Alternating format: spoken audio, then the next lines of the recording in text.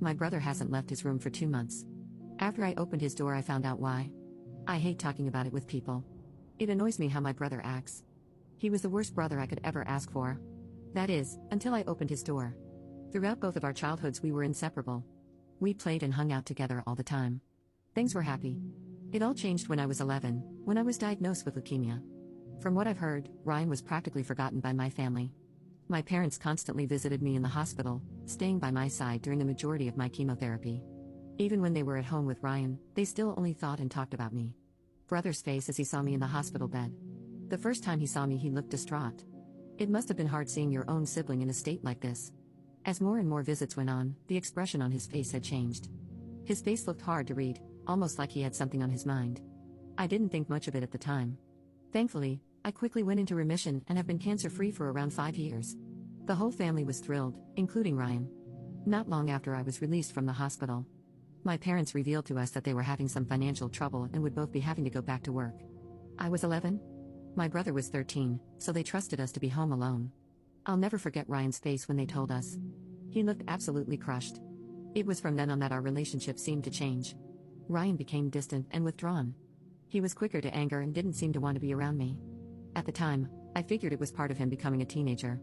While this behavior continued for the next 5 years, it was only around 3 months ago when his behavior began to get stranger. It started after he finished his senior year of high school. Once summer break began, he started spending much more time in his room. His bedroom is on the basement floor of the house, so he always has his privacy. Not long after school ended, I began to notice some odd signs. I remember sitting on the couch watching television. Ryan wasn't home, and my parents were out working. When Ryan came home, he was carrying some sort of container. I couldn't tell what was inside, since it was covered by a white sheet. I asked him what it was, but he told me loud and clear that it was none of my business.